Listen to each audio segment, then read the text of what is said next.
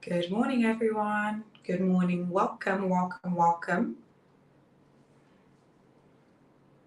I'd have you settle in a little bit before we kick off officially. Welcome to Canvas to Commerce. So I'm just going to wait a few seconds to get you settled in before we kick off officially.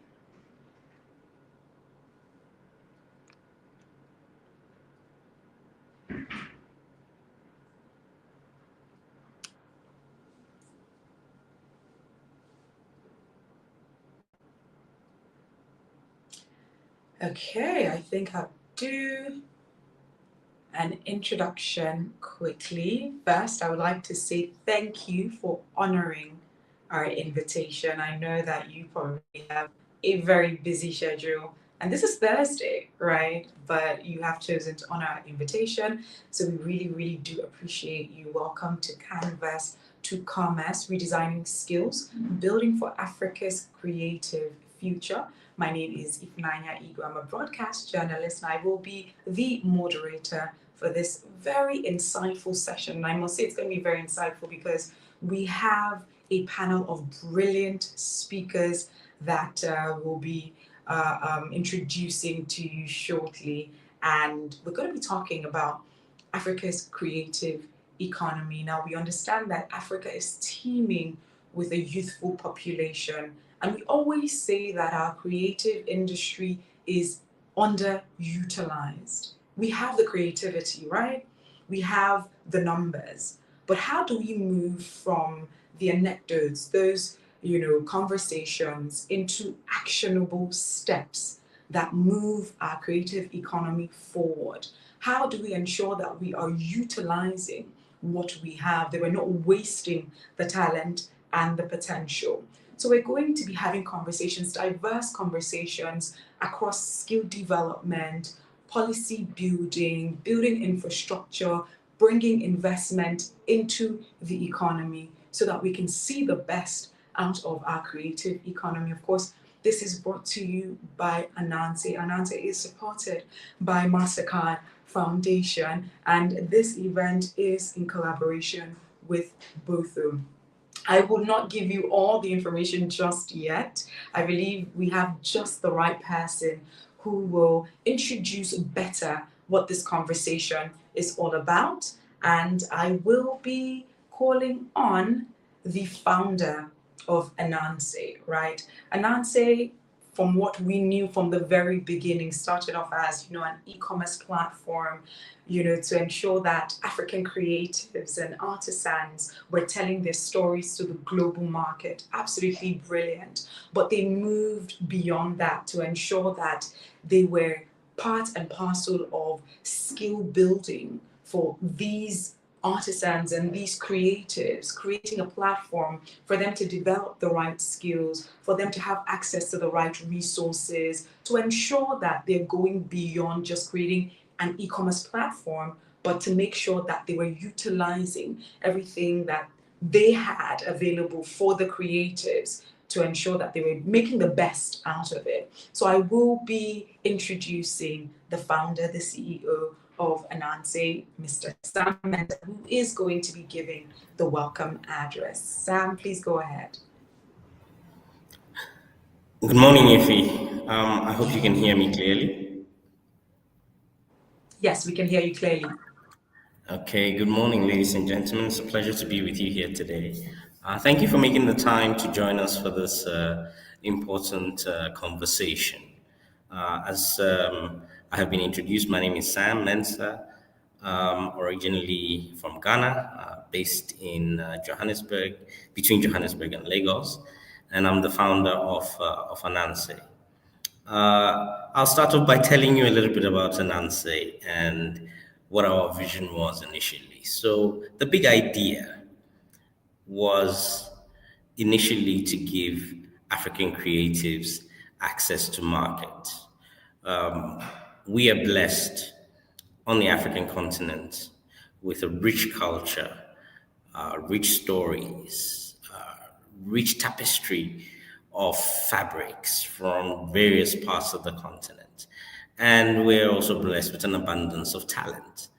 talent that takes all of these ingredients, all of these inspirations from around them, from around the continent, to produce beautiful pieces of fashion that um, people all over Africa and around the world want to wear and want to own.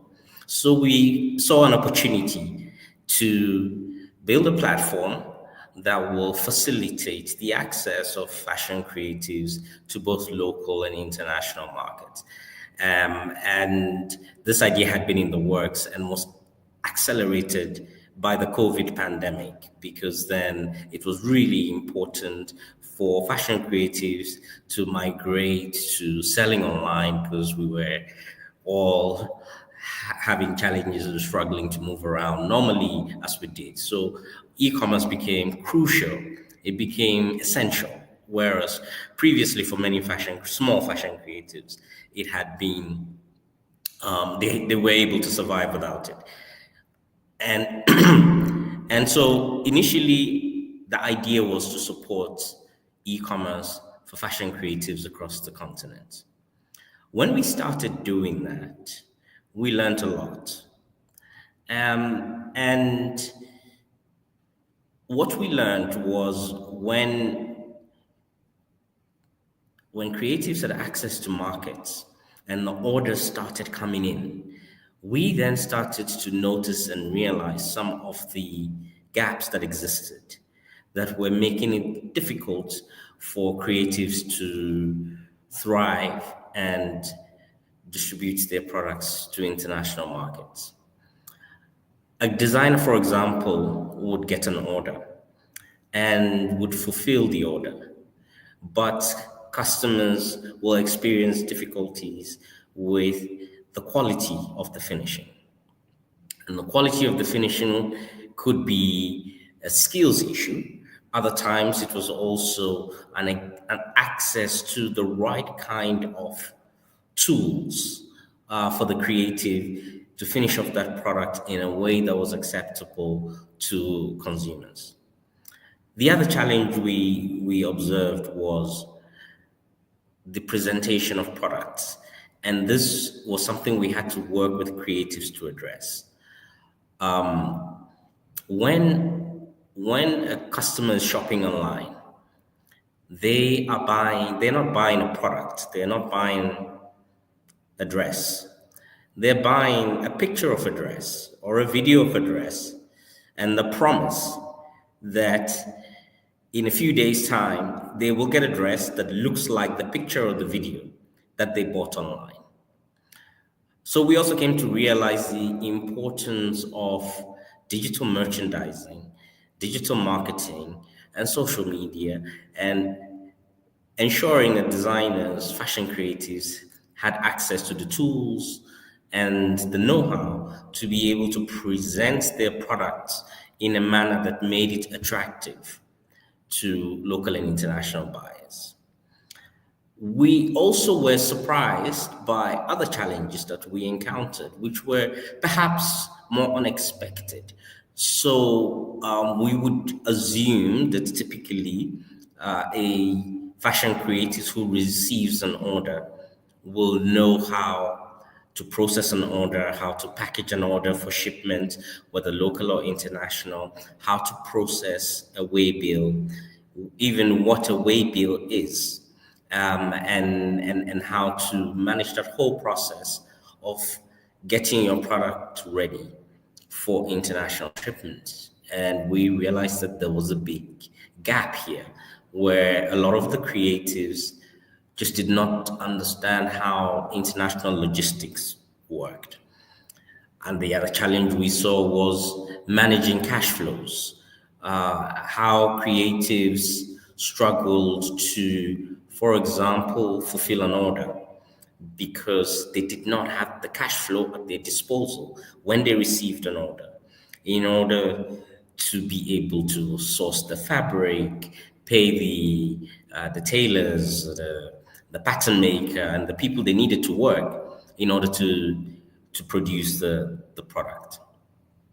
And so we saw that the needs of the fashion creatives in successfully accessing markets went beyond just an e-commerce platform, which is effectively a market access tool, and that it required a lot more of a holistic support structure that took into account the various challenges that the fashion creatives were experiencing. And this is how Anansi expanded from being initially just a platform that focused on e-commerce to a platform that focused on training, skills development, and entrepreneurship support, giving designers more than just a tool to access or a platform to access markets, but actually equipping them with a toolkit, a set of skills that will enable them to transition from brick and mortar retail to e-commerce, but do so in a way that allows them to be successful because they are making good quality products. They are presenting these products well, and they also understand how international shipping and logistics works so that they can participate in that international digital economy.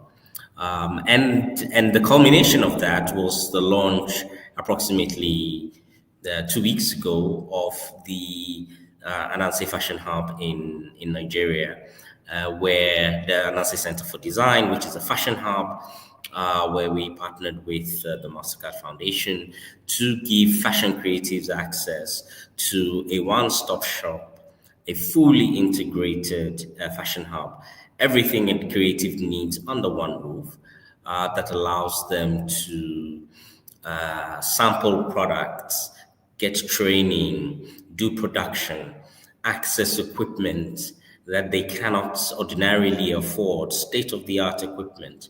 Rooms, we have 10 different types of studios, rooms for photography, for content creation, clothing, leather studios, co working space, computer aided design training center, a showroom to showcase the work of designers to local and international media.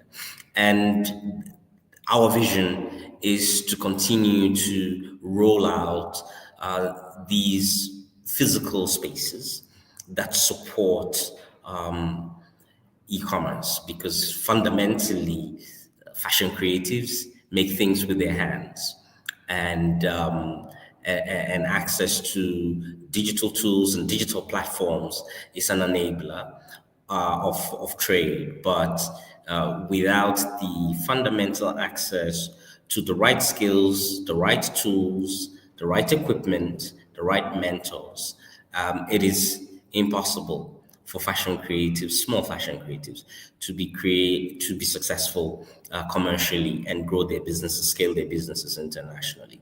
And so at Anansa, we're quite proud to be part of this effort, this movement to equip and support fashion creatives across the African continent for global trade. We're currently active in 6 countries: Nigeria, Ghana, Kenya, Senegal, Ivory Coast, and South Africa.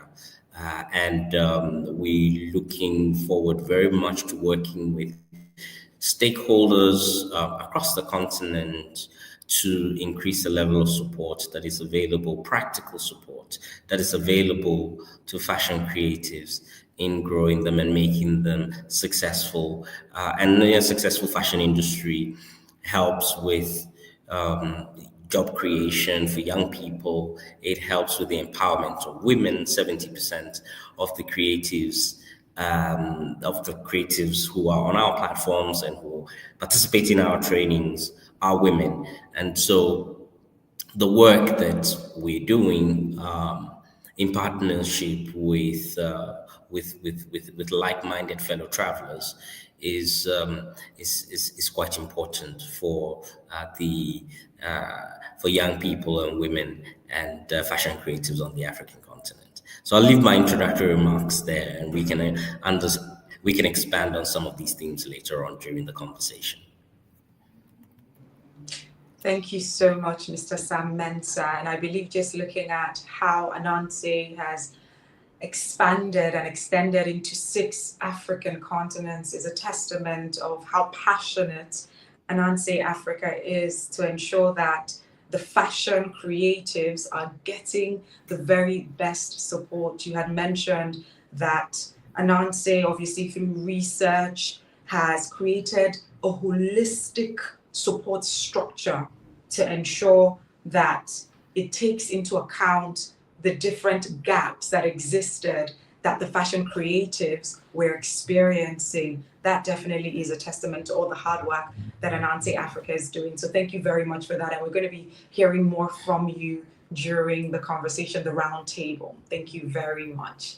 All right, so we're going to be moving on to the very next segment. Now, we're not speaking from a vacuum. We're not speaking from assumptions. We're speaking from facts and figures. There has been research that has been done to identify what the gaps are, to identify how we're moving from point A to whatever the target and the goal is. And so just writing off of that research, we're going to be taking a look at a presentation of a key research insight from Anansi. Now, remember I had mentioned that this event is also done in collaboration with Botho. Botho Emerging Markets Group is a research and strategic advisory firm supporting Anansi's initiative through research, through strategy, through monitoring, through evaluation. And so we're going to be having a representative speaking on these key research insights. I would like to welcome Mwanzi Mwende, who's going to be sharing with us some numbers that will help guide the conversation moving forward. Thank you so much, Ify. Thank you, Samuel. Thank you, Sam, for the conversation that you started. And thank you all for being here and for taking time to attend this event. I'll get right into it. So, as Sam has mentioned and highlighted, the African creative sector actually has a lot of potential.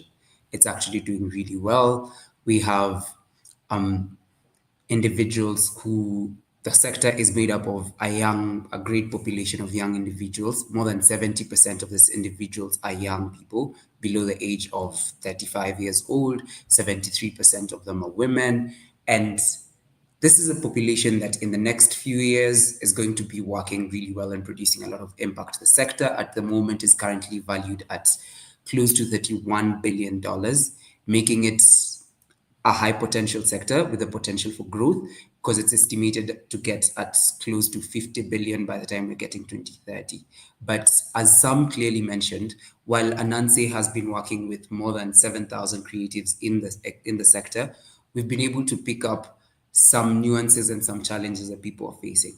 One of the challenges is that more than 70% of these creatives who are in Africa are not able to export. They sell mainly to their domestic markets, to the next door neighbors, to the villages where they are. That's one of the things. So as part of Anansi and as part of both, we're working together. And one of the things we decided to do is find out why is this happening? Why is it that many people are not able to export? And we realize that 75% of these individuals do not either have beginner or no e-commerce understanding. And only 15% of them are on e-commerce platforms. That's a small number, and it cuts them out of a huge market, because you're going to the world is moving towards being a global marketplace where you're based in Kenya, but you can sell your goods to someone in Nigeria. You're based in Somalia, you can sell to someone in Ivory Coast. But if the largest market that we have is within our neighborhoods, that becomes a bit challenging. And continuing that discussion, we tried to identify why is this happening? Why is it that even though Africa's creativity is thriving, there is a lack of depth in terms of the skills that we have? People have no e-commerce skills, they have no digital sales skills, they have no e-commerce related skills, the digital marketing, social media management. So why is this happening? The main thing that we discovered is that this is because of fragmented systems. And at the core of this is that in Africa, of the 55 countries that we have, only 12 of them have a creative strategy in place. That means only 12 countries in Africa are actually actively planning for creatives. Even though this is our future, only 12 countries are actually planning for this. It means that majority of the creatives in African countries have no government support. They're not included in the strategy. There's no comprehensive creative strategy. So even in the countries where we have the creative strategy in place and in countries where we do not have a creative strategy in place, some may have mentioned this, is that we have training programs that are in place. There are countries with training programs that are already in place. But one of the key features is that for these training programs, they are sort of outdated. And I'll explain why I would say is that they are outdated. They're design schools and vocational programs offering basically piecemeal training, whereby they sort of overlook essential digital business export skills that are non-negotiable in the current sector that we're in the current world that we're in, where e-commerce is king and selling across the entire marketplace and across the entire globe is king. We are having courses that are overlooking this. That's the next thing. It's basically classroom bound, focused on design theory and ignoring these critical skills. Yes. So where we have this, moving on, where we have this, you'd notice that even when we have such programs, such trainings, there is limited access to infrastructure, whereby even if we have the digital training, it's mainly based in countries in Lagos or in Joburg, or in some countries, it's not evenly spread out. So there are many creatives across the country, across the continent that are unable to access this. And more so, the biggest group that bears the brunt of this are the women. As I mentioned earlier, 70% of the creatives who we've spoken to who are in the creative ecosystem, specifically fashion, are women. So they bear the brunt of this. And I'll show you why. It's because, let's take an example. You have to attend an online class on digital marketing, social media marketing. You need internet, you need data bundles. To buy 1 GB of data will cost 3.3% of your monthly income. And for some of the poorest people in this demographic, it will go up to 5%. And the women that we have, the people that we have in this ecosystem, women have, it shows in their internet, in their access to internet.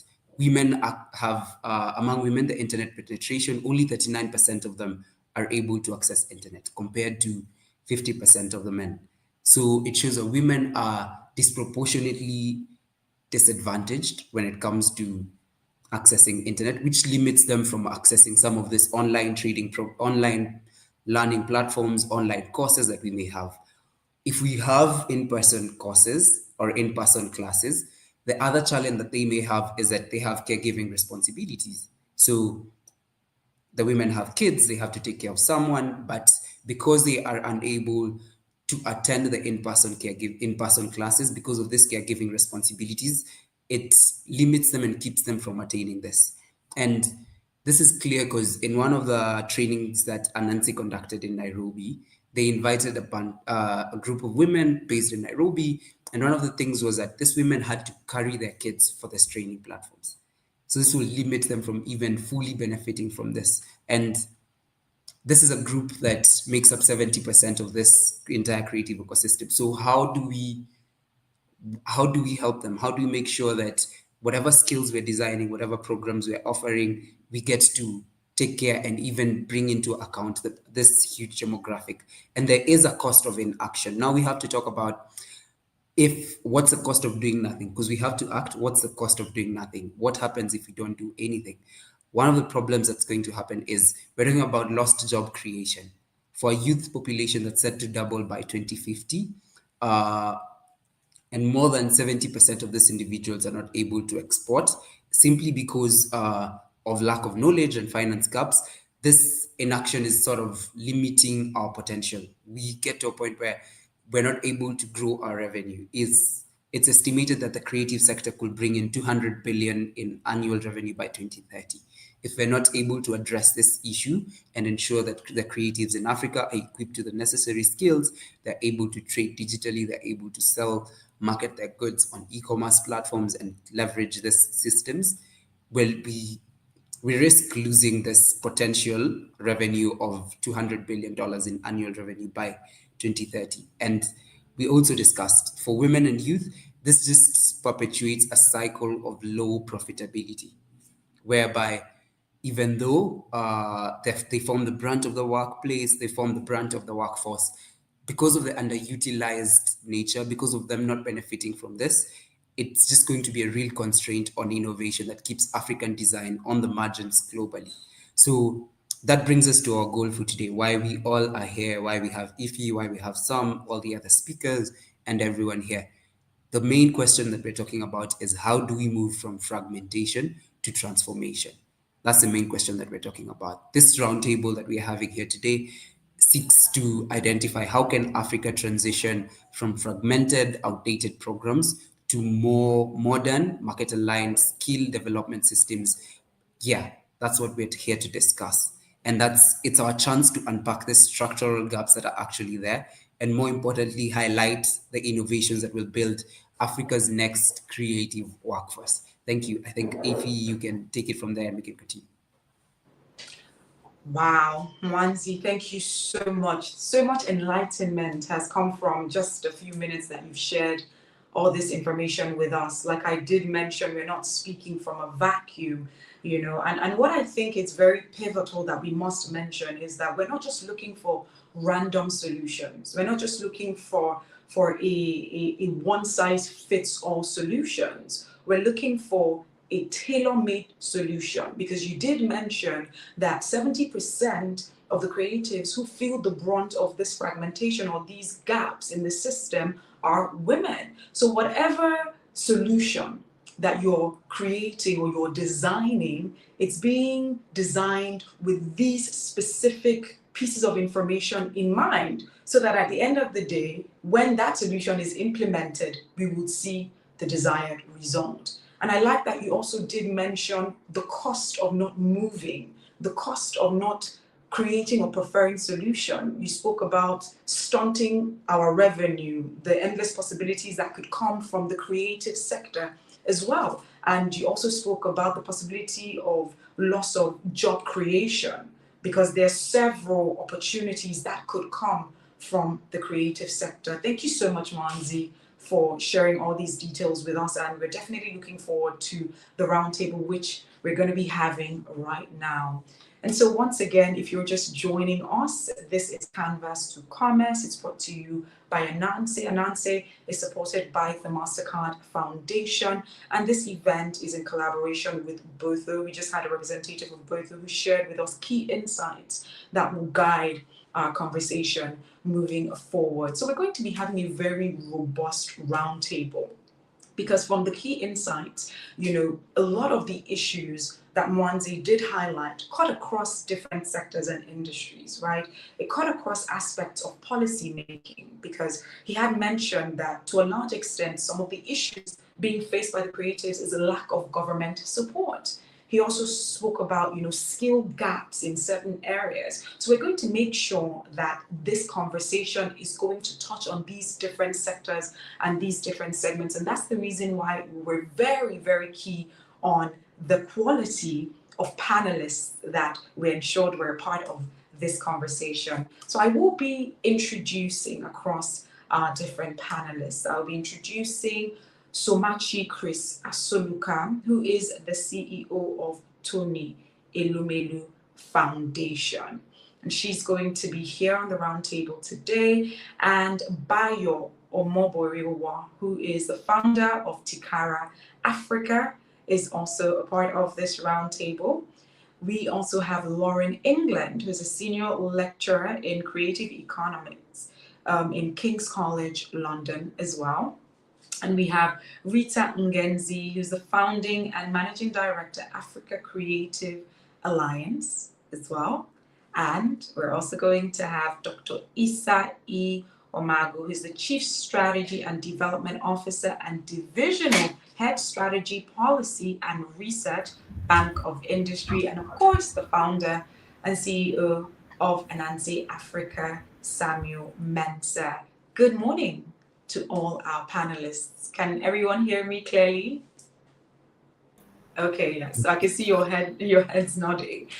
So welcome. First of all, I must say thank you so much for being a part of this. I would always say that for individuals such as yourselves to be a part of this roundtable, it is a testament of your concern and your interest in ensuring that Africa's creative economy moves from just mere potential to results that move the economy forward. So thank you so much. And our conversation is going to be divided into different segments because, like I did mention, there's specific areas that were highlighted by Mwanzi, speaking about policy, speaking about training, investment, and things like that. So we're going to ensure that we are dissecting it bit by bit. So starting off with the curriculum deficits to ensure that we're aligning training with market realities. And so we're just going to begin with Lauren England, who of course is a lecturer at King's College London. Lauren, from your research into global creative economies, where do you see the biggest disconnect between what's being taught and what the market actually needs? Because with what Mwanzi mentioned, there's specific areas that we would say are peculiar to the systems and structures even within Africa. So what would you say the disconnect is?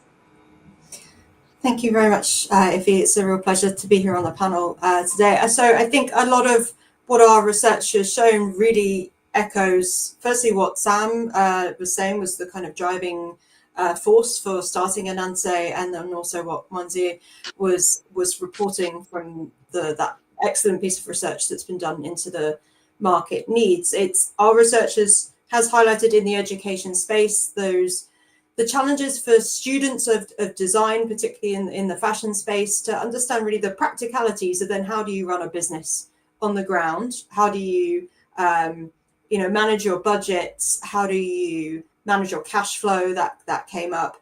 The issues around, in your local environment, how do you register for your tax system? These are issues that creatives across the world face. I don't think this is necessarily distinct to the African context, but it's about how do you understand the sort of rules and regulations for starting up a business, particularly if you are interested then in exporting. I think what's particularly challenging is sort of new compliance regulations, particularly around sort of sustainability for exported goods. If you're looking at accessing wider continental or wider international sort of European or North American markets, what rules and regulations do you have to follow to be able to reach those markets? I think those are some key gaps. But beyond that sort of business training, I think one of those key areas is that production focus. There's a huge emphasis on design theory, being creative, but perhaps not necessarily being attached to the high level production skills that the industry needs. So when in our research, we've spoken to more established designers looking to grow their brands, what they're struggling with is skilled labor to produce at the quality that is needed for that export market. So we're going, really kind of high level, good quality kind of tailoring skills, pattern making, pattern cutting, understanding your material. Do you understand what is going to be viable for your design in the material that you've chosen? Do you understand what's going to be economical in the design that you want to make? Is this viable as a constructed garment? Is it going to be sustainable to produce? So I think those are some key gaps that we've highlighted in our research that really echoes, the work that Anansi is doing and that piece of research that's come out. All right, thank you very much, Lauren. I think that was very, very insightful. So I'm just going to move on to Rita right now, because we are still taking a look at the gaps, the skill gaps within the system that we have identified within the African fashion and design industry. So Rita, just taking a look at all of this from an industry lens, right? What business or digital competencies do you consistently find missing among the creatives that you have worked with over the years? And how do you think that the industry could help bridge the gap in real time? Thank you, Ife, and thanks for having me. I think Lauren touched a lot on it. And with us as the Alliance, the Africa Creatives Alliance, the larger question was really not necessarily around the skills per se, because we know what some of the gaps around the skills are. When you speak about e-commerce, about digital marketing, financial management, pricing, etc. But the way that we viewed it, particularly from a lot of the work on ground, is the missing structure around it. So what does it look like when you begin to connect? And I think Lauren touched on this, the learning to production and then production to market. And we've seen that skills development really only becomes meaningful when it's anchored in systems that make it practical and market connected. So that means, how are we linking training to spaces where you can actually produce, you can test, and you can trade? And for us, this is why at the core of it, our focus is really on the intermediaries, which we see as the fastest, most scalable approach. Because ideally, the average creative, whether in Nairobi, in Kampala, in Accra, cannot afford the infrastructure. Whether you're talking about the tools for trade, whether you're talking about the production spaces, the logistics, the digital tools that allow them to put these skills into practice. And so it becomes very classroom-based and remains at that point. And that's where these intermediaries come in. So when you're talking about the hubs, the incubators, the maker spaces that now begin to act as the shared production and innovation hubs.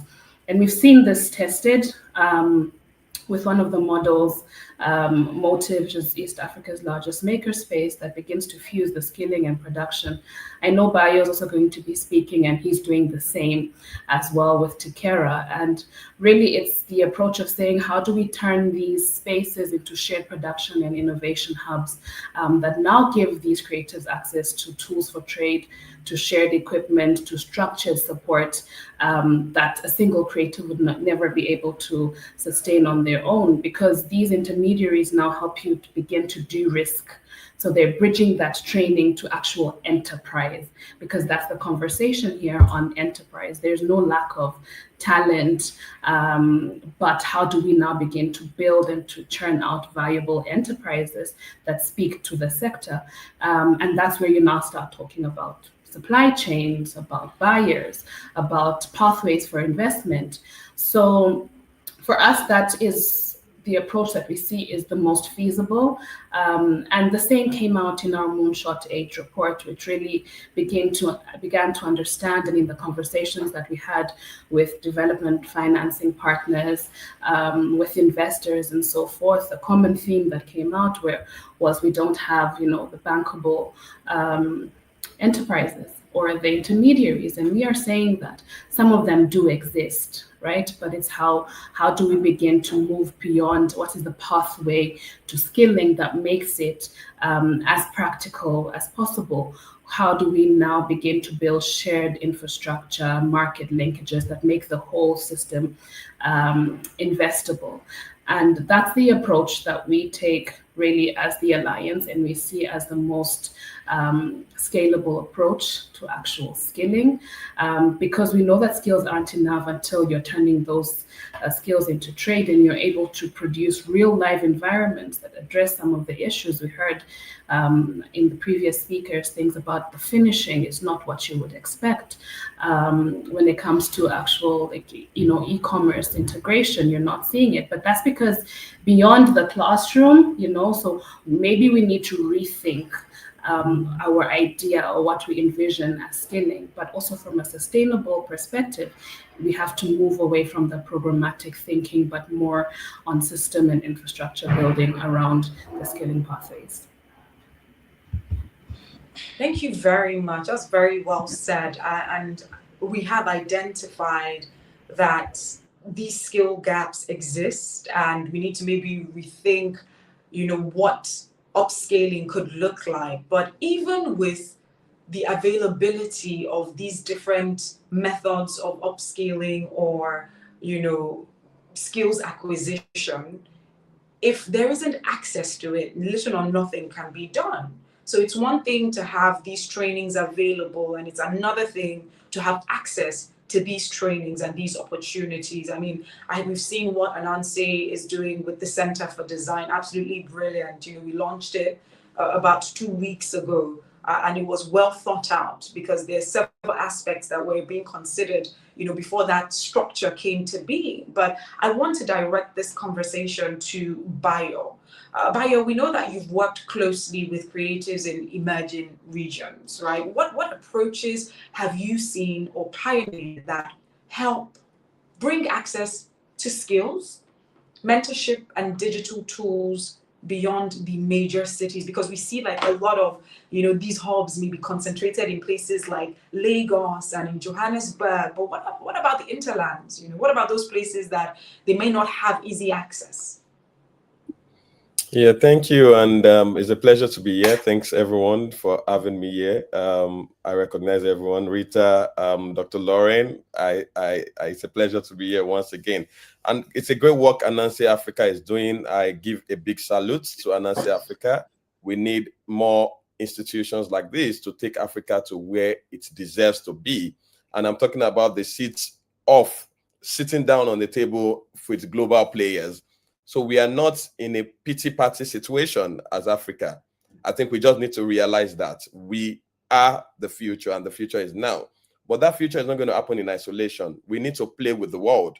We need to contribute the value that we carry as a people and ensure that the world can see, appreciate, and collaborate with us for us to get to where we deserve. But specifically to your question, I think one of the missing gap is that we are leaving a lot of people behind in this journey of development within the creative and cultural industries.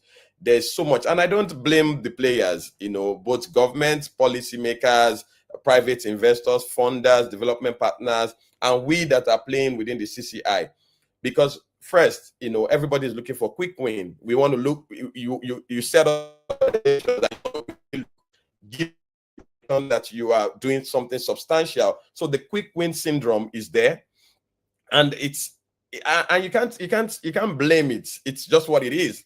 But one of the things that we must realize is that and that's the approach we're using at Take Care Africa, leaving no one behind. It's a philosophy with which we work. Leaving no one behind is a model that we have designed. That yes, we have Madhouse, which is the first purpose-built creative incubator in Lagos. Inside University of Lagos, we have that built, institutionalized.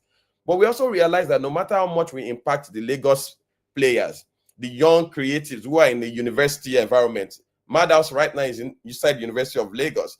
No matter how much we pay attention to those people, the mass majority of our people as Nigerians are in the rural areas. They are the ones that make up the biggest number. The challenge we are facing in Africa, a lot of it is coming from that, from that side of the everyday people. How do we ensure that we skill them up? So for us, it's all about upskilling. For us, it's all about bringing them to the center of the conversation.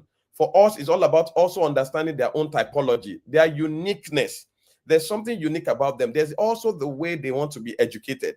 You can't say, oh, no, let's go and, approach development in that area the same way we are dealing with it in Lagos. So for us, it's all about bringing it down to the way they get to understand it.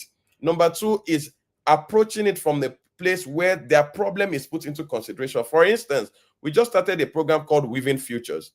Weaving Futures is simply talking about the underserved Nigerian woman who already has a skill in her hand.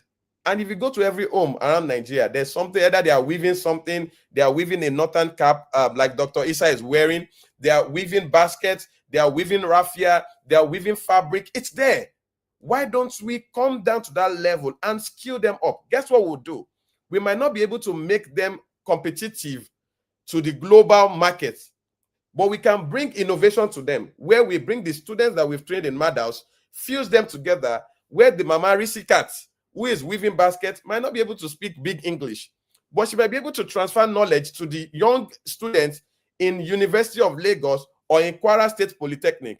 That bridge is where Take Care Africa is, where we will leave no one behind, But with those people at the grassroots, with the artisans, with the craftsmen, we will fuse them with the innovation of those that went to universities, went to polytechnics, and innovation will emerge. That is the way we've approached it. That is the way we are approaching it. We are trying to understand their peculiarities.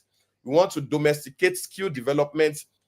We want to invest in the grassroots. And at the end of the day, we believe that the effort we are making, the other players, both development organizations, the funders, the partners, the investors, governments will see this and then begin to follow us in that direction. But we cannot leave anyone behind. And that's the approach. Thank you.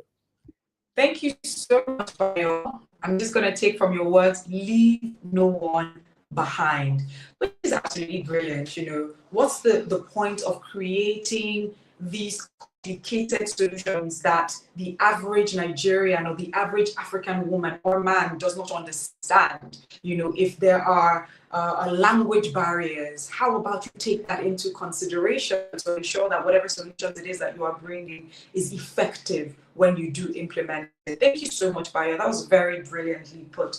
Now, Mr. Sam Mensah, let's move to you. Because we know that based on Ananse's work training over 5,000 creatives, and of course establishing the 1,200 square meters Lagos Fashion Hub, what lesson can be drawn about how to make training both scalable and high quality? You know, what are those partnerships that are most critical to ensure that this becomes a reality?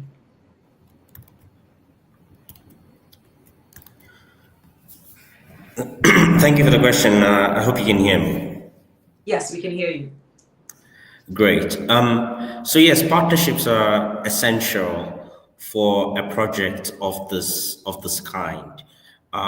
You know, as many speakers have mentioned, the challenges and the problems we're solving are complex, and it's the level of complexity that goes beyond the capabilities of any one single actor in the ecosystem. So it requires collaboration between the private sector, between organizations and foundations like MasterCard Foundation, private sector partners like players like Ananse, governments and policymakers, other research institutions, NGOs, and it really requires us coming together of various players to tackle these complex issues that have created a vicious cycle that we must break. To Bayo's point about, you know, no pity party. But we find that many young creatives are trapped in this vicious cycle of informality, as a result of which they have limited resources, they have access to limited resources and equipment, they therefore produce products of inconsistent and substandard quality. As a result, their customer base is limited, small, stays very local, and their income cannot grow. So what centers like ours does is break that vicious cycle. And we break that vicious cycle with interventions in partnership with some of the organizations that I've mentioned, in order to provide the resources, the investments that are required in order for creatives to access previously inaccessible resources. So the facility, for example, has over 10 different studios, leather, clothing, podcast, content, branding spaces, the different types of industrial machines. I believe one of the speakers mentioned shared production, and innovation, and shared access to shared equipment. So this is a model that we are also rolling out at the hub, where we have really equipment that is really essential to creating high quality products, high quality bags, high quality shoes. Laser branding equipment. A lot of African creatives struggle with branding their products, labeling their products. So having facilities for that. Then the training centers. And again, there was a reference earlier to transitioning from training to enterprise. And a center like this supports that transition. So we're not only giving you training, but you can actually access the services and the tools that you need in order to actually run and grow your business. From equipment rentals, space rentals, production and sampling, branding, embroidery, all of those things that really make a product stand out and be successful on the merits of how well it's been made. And the partnerships mean that, for example, a partnership with an organization like MasterCard Foundation enables the creation of a center like the one we have created in Lagos. And then a partnership with the Ministry of Arts, Culture, Tourism, and Creative Economy in Nigeria, for example, means now that we have a conversation with government about policy and how we can scale these kinds of initiatives and reduce the barriers. The private sector and NGOs have access to resources, but we don't have the same level of resources that governments do. Governments, however, tend to be slow. They are very bureaucratic, and it takes them a long time to get things done. So oftentimes we are more nimble. We can experiment. We can come up with blueprints for fresh ideas, new ideas, and then we partner with governments, in this case, a ministry in Nigeria dedicated to the creative sector, to look at how we now take these models and scale them up quickly to other parts of the country beyond just Lagos, for example, or just Johannesburg, but going and meeting the people where they are, and those kinds of that kind of progress requires partnerships, because it is impossible for one organization or one player to do it alone. Absolutely. Thank you so much, Sam, for putting that out there. I mean, even this conversation, this roundtable is also a testament to partnerships, seeing every individual representing different facets of the industry and the economy as well is a testament to those partnerships as well. But I thank you for also mentioning. I just actually, sorry to interrupt. No, carry on. I actually wanted to make a point also about the women creatives and how these partnerships need to ensure that the women in the industry, again, I quote Bayo when he says, "No one left behind." Because of the structure of our societies, women are more likely to get left behind. Because the bulk of domestic responsibilities and childcare falls upon them. So you could put together a fantastic program. You could put together a fantastic center that has fantastic facilities. But if the mother has no childcare, no access to childcare, cannot afford childcare, then she cannot use your center unless the center makes provision, provides a place where she can leave the baby or leave the child for someone to take care of while she's training or while she's using the equipment. Unless the center has a place, for example, where she can nurse, where she's breastfeeding, she can nurse and attend to the child. I mean, we have had trainings, and I think Mwanzia was alluding to that. Oftentimes in trainings, you will see women sitting at the back of the room, breastfeeding with one hand, holding the child and breastfeeding with one arm, and taking notes with the other arm in a class. And if we don't address the disparity, and we see the disparity in the figures, male creatives earn more than women creatives. If my memory serves me correctly, it's about 20% more. Male creatives have got access to more resources. They have access to more finance. They have access to more digital tools. They generally also tend to have access to more education and more skills.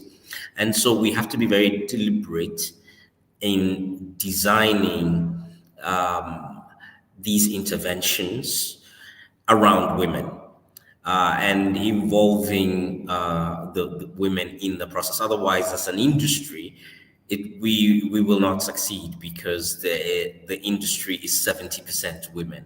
70% of the creatives who are participating in the fashion programs are women. And so I'm quite pleased that at the center we have included this in the design of the space, made provision for women in kids' rooms where childcare can be made available, where women can nurse babies and breastfeed in relative privacy, and these kinds of interventions are it's important that these interventions are really centered around women creatives and what they need.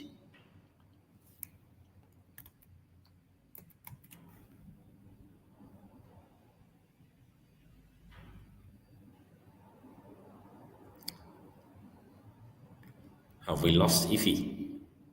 Here, I'm right here. Can you hear me? Yes, we can hear you now. All right, perfect. I just gave a very fantastic speech on gender, which you missed. You did. You did say that, and I like that, because that brings us into our next conversation, where we're going to actually talk about inclusivity, because I love the fact that you mentioned how women, they also experience the lower end of the stick, in terms of the infrastructure not being built to accommodate nature when they want to, which I believe is very pivotal and very key. And I know that Mwanzi had mentioned as well that over 70% of the key players within the industry are women. And unfortunately, they do not profit as much as they should, being the key players. And I believe that this now goes to Dr. Hakeem Onosanya, who is the Director of Operations, Tony Elumelu Foundation. Dr. Hakeem, we know that Tony Elumelu Foundation has supported thousands and thousands of women. We see the reports each year. Now, from your experience, Mr. Sam spoke about infrastructure. He gave that as an example, right? From your experience, what do you see is a structural barrier that creatives, from scaling, and how can training programs be redesigned to ensure that it is addressing this issue? Thank you. Thank you very much, Ify. Please confirm that you can hear me clearly. I can hear you loud and clear. Yes. So thank you very much, Ify. And interestingly, I think everybody has alluded to the fact that the creative economy, the creative sector, is very pivotal to Africa's prosperity. It has significant and immense potential to empower the young people and to also create jobs on the continent. Yes, the foundation has supported thousands. In fact, we have trained, mentored, and funded over 21,000 entrepreneurs across the 54 African countries. We have disbursed in excess of $100 million, and these entrepreneurs have gone on to create over 1.5 million direct and indirect jobs, as well as lift over 2 million people out of poverty. Of this number that we've done, I think about half of them have been women. And that is because we are very, very conscious of inclusion. Inclusion not for the sake of inclusion, But because if we really, really want to transform the continent, if we really want to impact the household, if we really want to change the trajectory of the next generation, the people we should be funding are women. And in terms of the creative economy, over I think about 15% of the entrepreneurs we funded have been entrepreneurs from the creative sector. We want to do more, and that is why one of the most important sectors in which we are looking at going down on and doing more is the creative sector. That's in the next 5 years. To your question about the barriers, when I finished from secondary school, my parents didn't want me to play up and down the streets and make friends. So they enrolled me in an art center where I went to learn how to make custom greeting cards and designs. And I think my fingers are still not straight because I had to hold the blade for months and if not years trying to cut perfectly into the very, very thick cards. And one thing we've noticed is that there is the concept of creativity in the creative sector. Yes, there is that there is those ideas, there is the innovation, there is the thinking outside of the box and creating something new within your environment. But there is also the business of it, which is where there is a huge gap. The fact that you can, like Bayo said, and phenomenal work that is doing at Tekara, we had our first female founders session when I used to work with the government there, and fantastic initiative you're doing. Kudos. And he was mentioning the cap that Dr. Isa Omago, Bank of Industry, is wearing. And yes, we have a lot of women up north who are weaving these caps. But the question is, did you understand the business of it? Did you understand that beyond weaving the caps is understanding what your client wants, is understanding how he wants it, it's understanding where he wants it. You cannot weave a cap for Dr. Isa Omago and he expects it on the Monday because he's having to fly with it to the US on Monday night. And you say, oh, because creativity only comes to me on Wednesdays, I'll deliver it to him on Friday. Clearly, you've missed out an opportunity.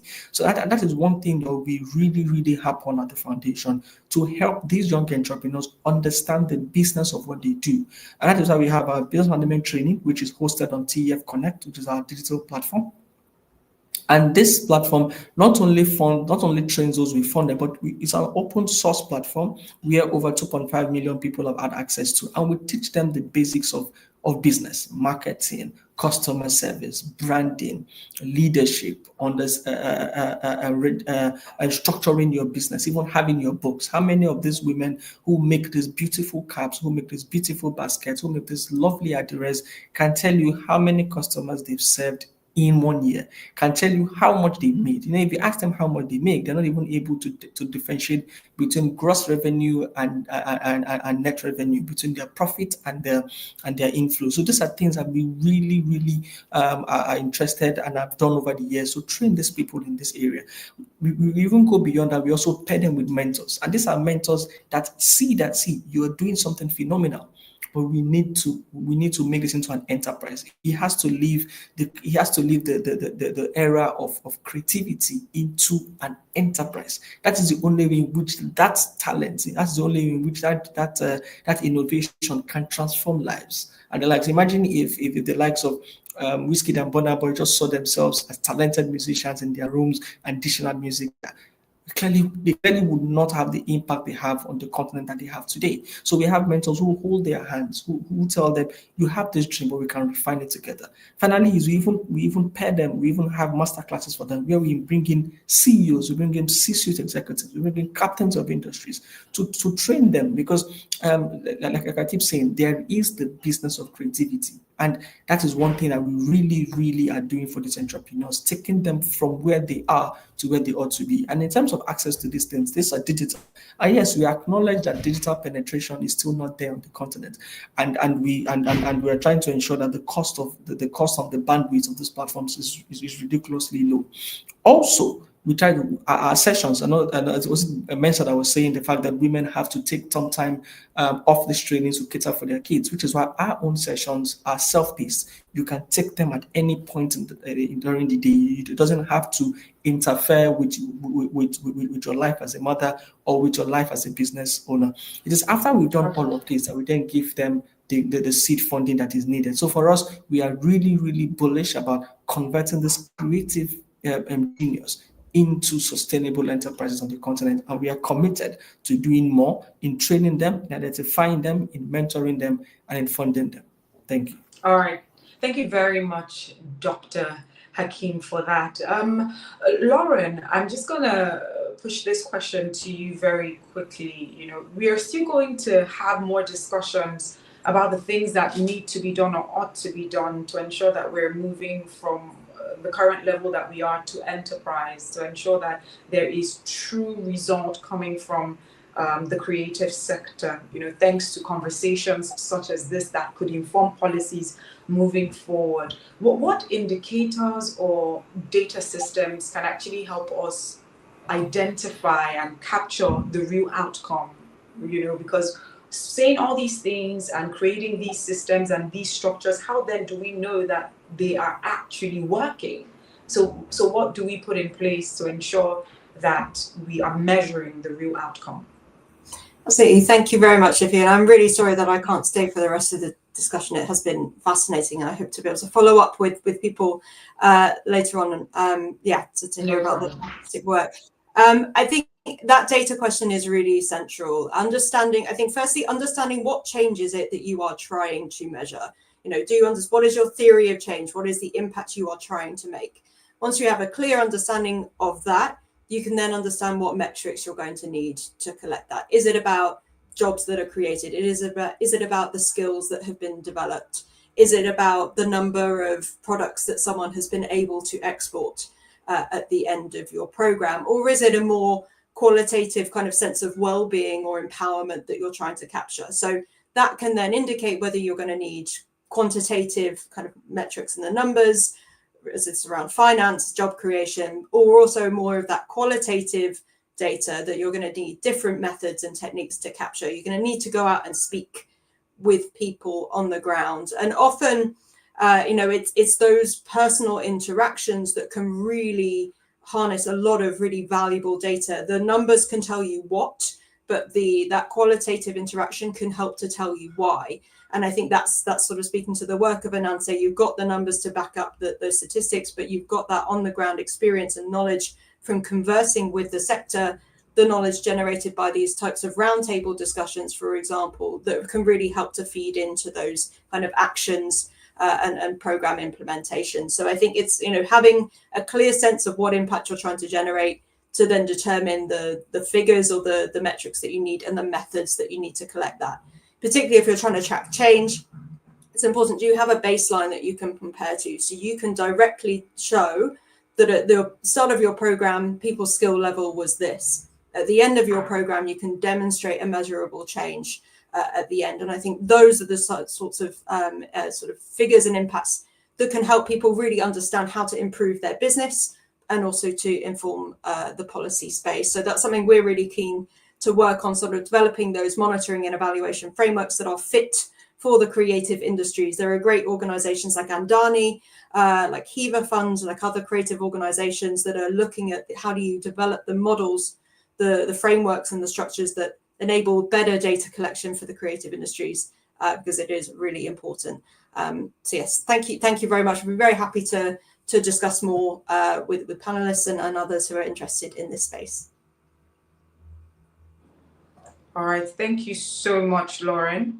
I really appreciate that, and we appreciate the time that you spent with us today. And I love that you also mentioned that we, first of all, have to have a clear sense of what we want to achieve. And you mentioned that the qualitative, maybe solution, so to speak, could identify the why, and the quantitative, which is the numbers, would identify the what. And I believe that this brings me to Rita Ngezi of the African Creative Alliance. Rita, I'm going to take you back a little bit to inclusivity and and inclusion. Now, speaking about the what and the why, how does your organization address inclusivity, and what can we actually learn from those programs that have successfully improved female participation? And I'm sure your organization knows what has successfully improved, because based on what Lauren was saying, there are methods in which you can ascertain what the results have been, and I'm so sure that African Creative Alliance has implemented some of those methods. Yes, thank you, Ife. For me, really, inclusivity is really not even an option at this point in time. So we've seen scenarios, for example, that just by including a childcare room at a facility, it makes all the difference in terms of the participation of female creatives. Something as simple as childcare minders that are incorporated into programming, into interventions makes such a huge difference to them. We've seen things such as looking at male dominated industries and how do you intentionally get females participating within these sectors. That makes all the difference. And so, really, it really comes down to understanding what are some of the structural barriers that exist. But even again, I speak to the shared facilities and tools for trade because demographically or the socioeconomic conditions, you find that there are various barriers to entry for female creatives. But if you're creating safe spaces that allow them to participate until the mindset shift happens within the communities, then you're now beginning to see really more participation on their end. So there's a lot of sensitization that's also needed at community level as well. Otherwise, you face almost isolating them from a very important core support function of theirs. So it's really just around understanding what are some of the barriers to market, because we know that in a lot of African settings, women are one of the key providers in the homes. It's just that this is not being formally addressed or the structures around them. So beyond the scaling, these are trades that are passed on through generations. But getting them into these spaces is where the barrier exists. Formalizing them as well is where the barrier exists. And sometimes it's a community change. And we've actually seen how the creative industry itself feeds into various sectors. So even within sensitization, there's something called the Buddies Network, the Creative Buddies Network, where creatives are able to mobilize and to build sensitization campaigns that have shifted thinking in communities, brought more visibility from government and policymakers level to shed light on the issues that are actually happening on ground. And it's why we constantly reinforce the need to begin to understand that we must have our ear to the ground and begin to work through structures that exist on ground and that represent the creatives to have a better ear in knowing what are some of the key solutions that enable inclusivity in such a space. Thank you so much for that one, Rita. Now, just even speaking about getting these creatives or even the women in particular into those spaces, we have spoken about access, we've spoken about getting them into those spaces. We must also be very conversant about the standards that exist. Right? So it's one thing giving them access to training. It's another thing making sure that the training or the resources or whatever it is that we're making available to them, it puts them at par in global standards on the global stage. And now this brings us to Dr. Issa Omagu of Bank of Industry. So Dr. Omagu, the Bank of Industry has been instrumental in financing SMEs through various sector-specific funds that actually support industrial capacity building. So from your perspective, how can financing institutions like Bank of Industry work with creative training programs to help these MSMEs not only access capital, but to also meet the quality and compliance? Because remember, it's not just local. Local is good, giving them access to local markets, but also giving them access to global markets and ensuring that they are part on those global standards. Thank you very much, Ify. Hello, everyone. Can you hear me loud and clear? Yes, we can hear you loud and clear. Excellent. Okay. Well, first of all, I'd like to thank Anansi for this opportunity to be, for the bank to be on this panel. Before I go specifically to your question, I'd like to just provide some kind of empirical framework, that will probably help to address my response to your question. And I'll basically go through it verbatim as written.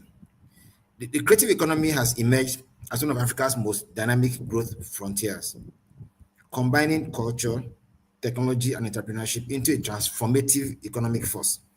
Mwazi, I think, mentioned issue of transformation earlier on. Across the continent, creative industries spanning fashion, design, music, film, gaming, and digital content already employ more young people than traditional manufacturing sectors and contribute significantly to GDP. That's according to UNESCO report in 2023. However, there are limitations, and they stem primarily from underdeveloped skills ecosystems, weak digital infrastructure, fragmented financing, and limited access to global markets. What we would like to address in this particular session essentially is how do we transform informal, self-taught creativity into formal, scalable, export-ready enterprises. And I guess that's why this analysis dialogue, which is themed Canvas to Commerce, Redesigning Skills Building for Africa's Creative Future, underscore this urgency. It calls for new approaches that link training, innovation, finance, and policy to unlock Africa's creative capital. Africa's creative workforce is youthful and gender diverse. Over 60% are under 35, and young women constitute nearly half, but face systemic barriers in skill development and formal employment, according to Nigerian Bureau of Statistics 2024 figures. Theoretically, innovation economics views creativity as a form of knowledge capital. That means we have a lot of it in Africa. And it must be continually developed through learning and collaboration. To harness Africa's democratic dividend, we must reimagine training as a collaborative and inclusive system, supported by digital, financial, and policy infrastructure. So we need to build market-driven skill development. And talking about export beyond financing, what we do that is at the core of our approach to solving the problems in the market is to go into partnership and collaboration with various participants in the ecosystem. Because I think it was someone that mentioned it, you can't just do it alone. If you look at the way things are currently structured, at least in Nigeria, where we're very familiar with, there are too many silos. A lot is happening, but they're not integrated and harnessed to ensure that we're able to get that transformative effect of the interventions. So what we do in Bank of Industry is, first of all, our mission statement includes providing advisory services beyond financing. And to do that, at the core or at the base of our 3-year strategy that will end in 2027, and very critical to how we want to be able to make a difference in this market, is through partnership and collaboration. So we identify partners like Ananse now, Mastercard Foundation, Gates Foundation, UNDP, and come together to try and co-create solutions. We also partner, because we're a policy bank, our owned by Central Bank of Nigeria, Ministry of Finance Incorporated, and supervised by the Ministry of Industry and Investment. We use our convening capabilities to work with the likes of Nigerian Export Promotion Council, Standard Organization of Nigeria, Nigerian Investment Promotion Council, in order for us to be able to bring the expeditions to bear with our MSMEs across the country. We go around the country trying to run business clinics, where we bring experts from the development partner space, the people who are already succeeding in their various creative spaces, and also the academia, in order for us to be able to intervene in the market. So I think essentially is basically setting up a collaborative framework using our convening capabilities and the access that we have to industries, to MSMEs, and to the creative players to truly help to package them to be ready for export. And we're in the committee on AFTA. So it means that we're also very conscious of what we need to do to support our enterprises to be export ready based on international guidelines. Thank you very much.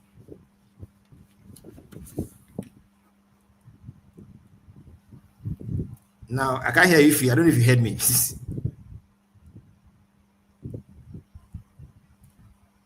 No, I think you are muted. You are muted.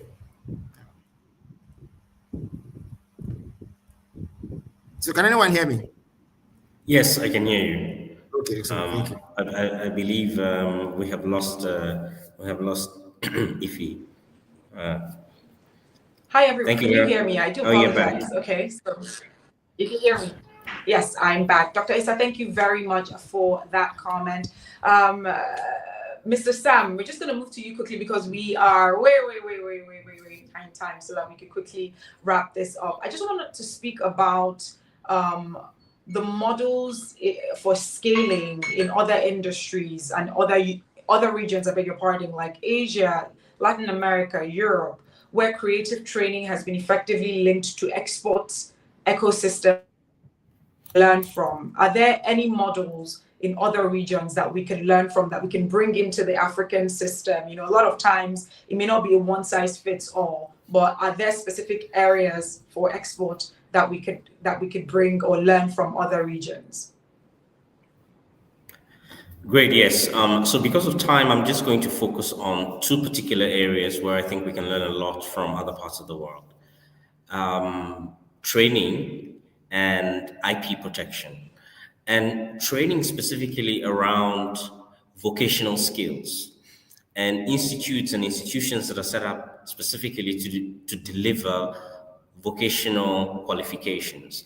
In Africa, parents want their children to become doctors and lawyers and accountants because of the prestige associated with those professions. But you go to some other countries, and when you see the plumber or the electrician's bill that he gives you, you will respect him because his bill is more than that of what you will pay the lawyer or the accountant. And so there's a lot of opportunity in ensuring that we structure vocational education, apprenticeships. Countries like Japan, South Korea have really excelled at these models of vocational training and apprenticeships. And then the other one I'd want to talk about is the other area where I think we can learn from other parts of the world is the importance of strong IP frameworks, particularly around cultural products or cultural assets. Sake, rice wine from Japan, or silk kimonos from Japan, champagne from France. There's so many regions in the world that have invested in the IP protection of their cultural heritage.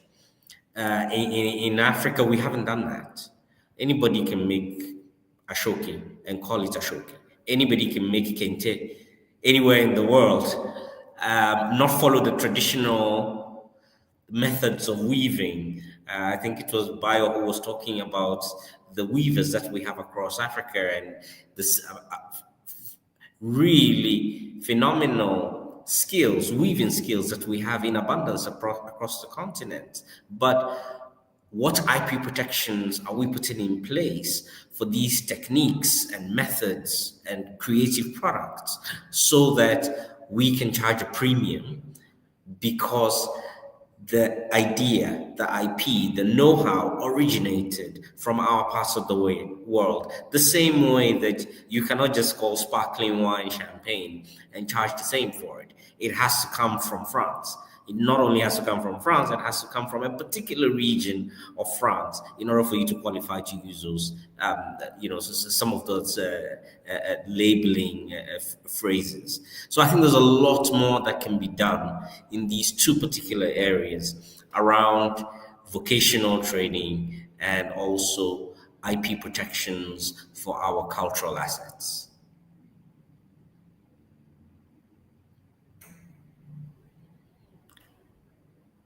I believe we appear to have lost Ify again.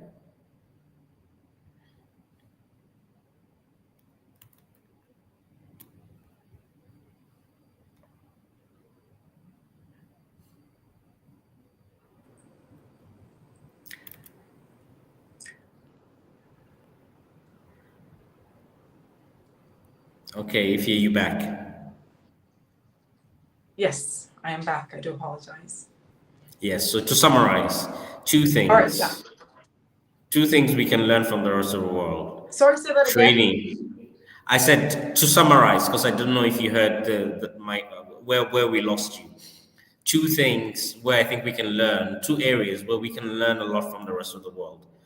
The respect for vocational training and the importance of vocational training for our creative industries, and then the IP frameworks and the protections for local indigenous cultural skills that produce cultural products.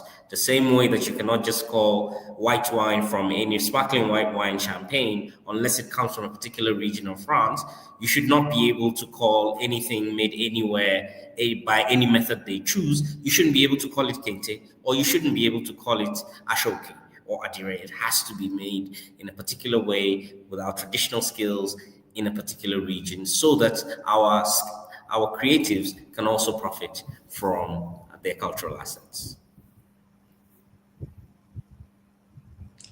All right, thank you very much, Sam, for that.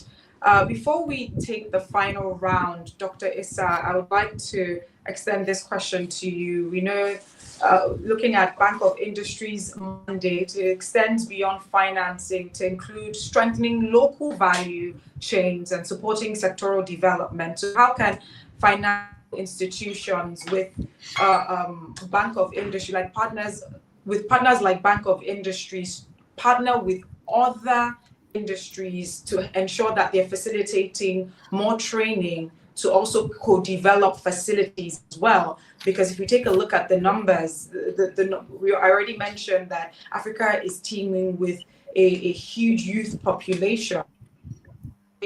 How can they partner, with other facilities to ensure that they are extending the training to the youth across? Okay, thank you. So I will just quickly mention the fact that one of the ways to truly create value that will cause positive social change in our space is to go through the use of structures and thematic areas. That way you'll be able to measure and monitor and evaluate the outcomes within a reasonable time frame. So BOI, I used to work in GT Bank, so I'm sorry. So BOI has 6 thematic areas, and the bulk of what I'm discussing here revolves around MSMEs, women, and youth. So we have MSME as one of the thematic areas, youth and skills, gender-led businesses, digital economy, infrastructure, and climate action.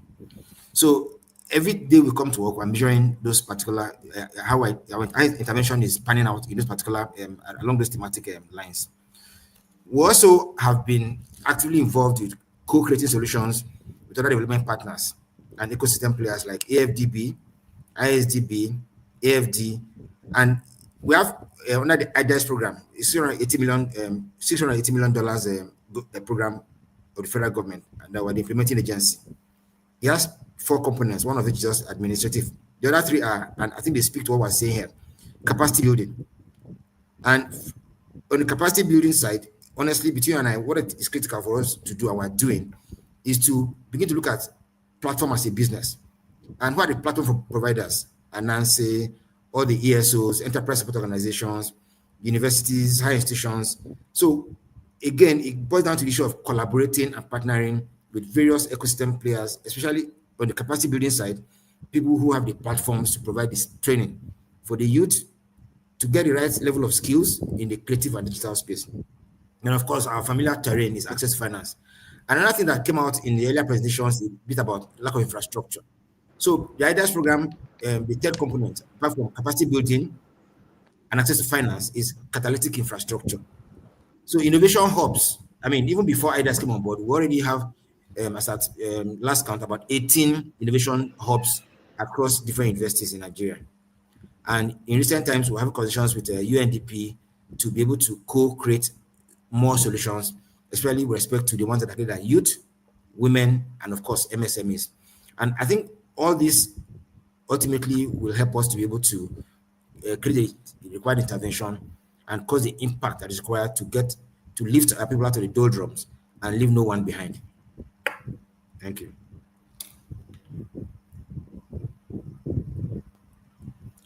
I don't know if you heard me, but if he has gone off again.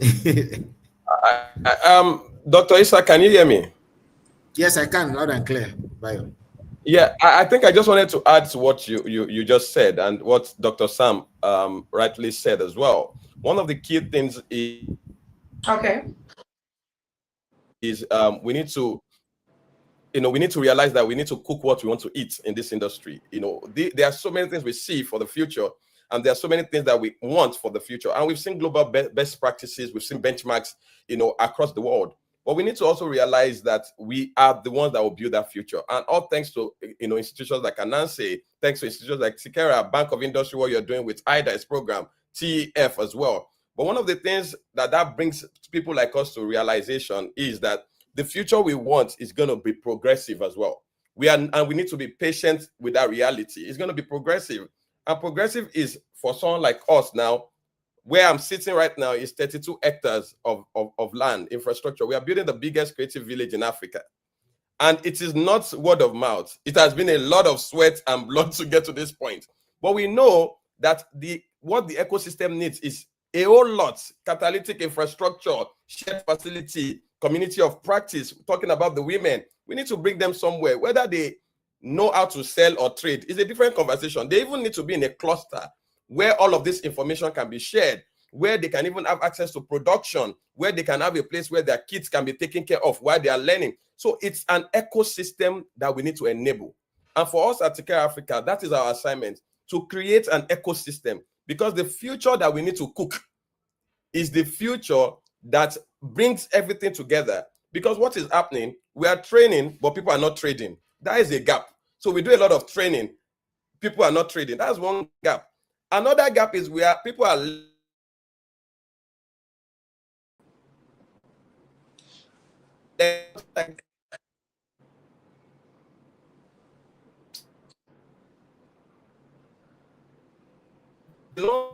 I think we've lost Bayo. Yes, we can't really The hear internet Bayo, god is not with but us whilst today. maybe he reconnects. Okay, Bayo, we lost Can you you for a guys hear me? second. We lost you for a second. Yes, we can hear you now.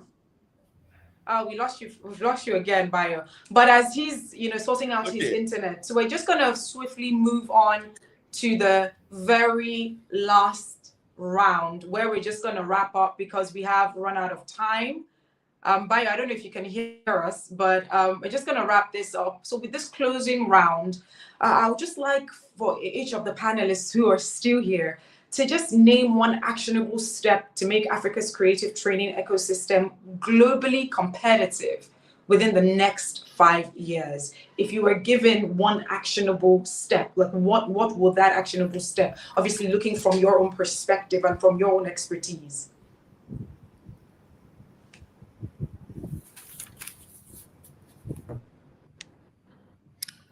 Who would you like to go first? Mr. Sam, you could go ahead. I can go.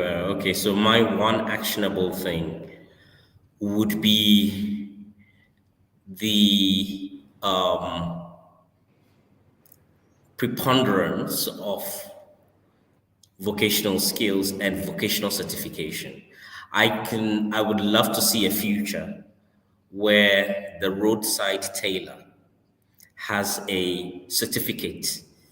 The roadside tailor in Ikorodu or Kano has got a certificate from the National Board for Technical Education, which is the body in Nigeria that certifies technical programs.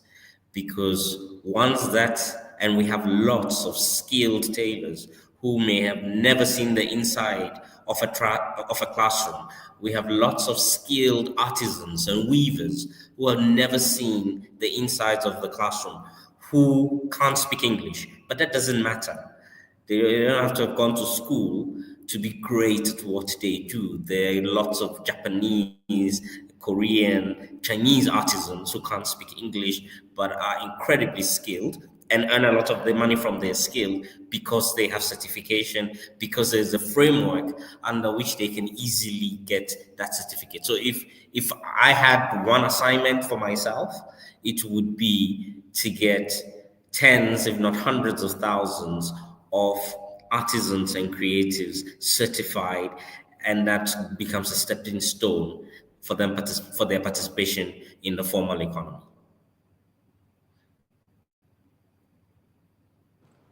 Fantastic. Thank you so much. Dr. Issa, can we hear from you, please? Okay, I mean, we're doing a lot already, but probably need to do more convening and work with people who are providing the solutions, the platforms, to scale the model via hubs in regional centers. And then we can also try to drive hybrid or virtual or physical distance training interventions, mobile training labs. I already mentioned business skills, and PPPs to build creative hubs outside capitals, because there've been too much of a lot has spoken about Lagos and Johannesburg and maybe Nairobi and stuff. So we need to try to work towards achieving national coverage by riding on available digital infrastructure while waiting to scale when things get better as far as digital platform is concerned. Thank you.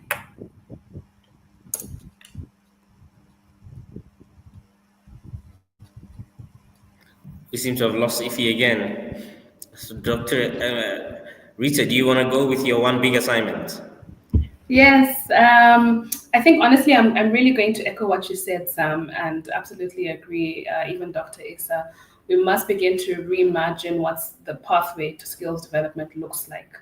How do you merge scaling with production within trade? And that's part of what you mentioned around the TVET aspect of it.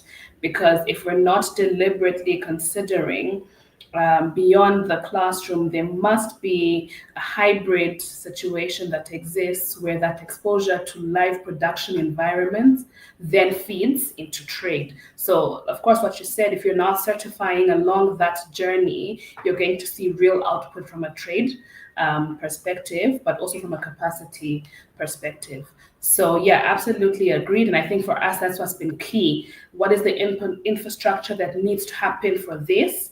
What are the shared production spaces that need to exist for this? What are the tools, shared tools for trade that need to exist for this? Because then ultimately we'll start to see more viable products coming out. We'll start to see more trade conversations coming about. And then, of course, if this is certified along that journey, then fantastic.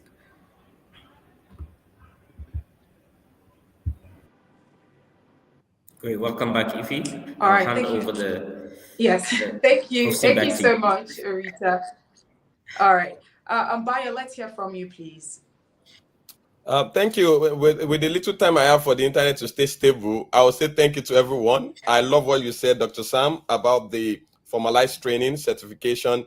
But what is also important is that we create a robust ecosystem, an ecosystem that is end to end, so that we don't have, people being trained, but they cannot trade, or people being trained, but they cannot prototype, or people being able to train and prototype, but they cannot sell.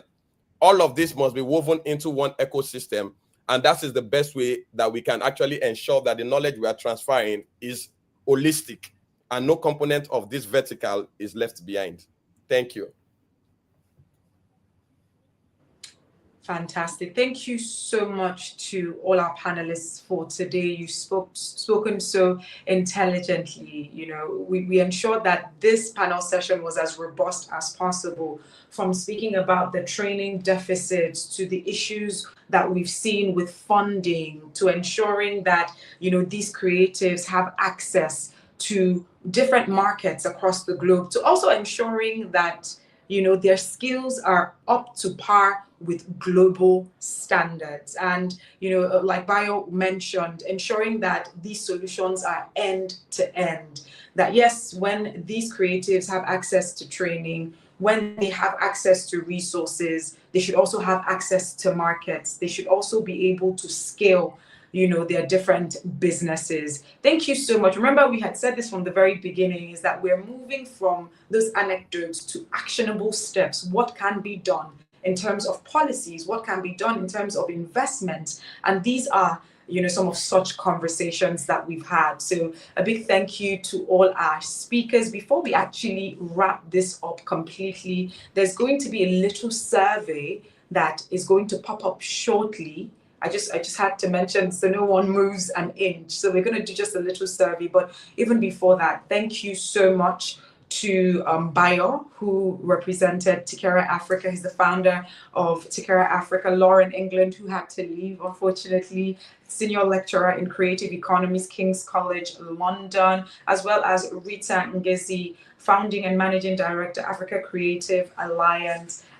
Dr. Issa Omagu, the Chief Strategy and Development Officer and Divisional Head, Strategy, Policy and Research, Bank of Industry, and of course, Sam Mensah, who is the CEO and founder of Anansi Africa, and Dr. Hakeem Onasoyan, who's the Director of Operations, Tony Elumelu Foundation. I believe the conversation does not end here. The conversation continues because indeed Anansi Africa has ensured that they are in a position to help creatives across Africa through the different solutions that they're providing. We did mention the design center that was launched the other day, ensuring that African creatives have access to those resources or those machineries that are very expensive that they would never have had access to if not for solutions such as this. And so the conversation indeed continues. Now, speaking about the survey, there's going to be a survey in just a few seconds. We would love for you to, fill out that survey. And I know that the team is going to put up a QR code. So the QR code is there. Please scan the QR code for the survey. This will just take you a few seconds. So please just scan it. I'm just going to give you a few seconds to do that. And then we will wrap this up. Okay, I think that's all the time that we have. So thank you to Anansi Africa and of course MasterCard Foundation that supports Anansi Africa, and also Botho Emerging Markets, who this event was done in collaboration with. Please ensure that you follow Anansi Africa across all social media platforms so that you see exactly what they are getting up to. It's been such a pleasure moderating this session. My name is Ifnaya Igu. I'm a broadcast journalist. Until next time, ensure that you are supporting Africa's creative industry through your own sphere of influence. I believe that we all have our little ways that we could support the industry. So ensure that you are a contribution to the ecosystem. Thank you very much. Thank you, Ify. Thank you, everyone. Thank you.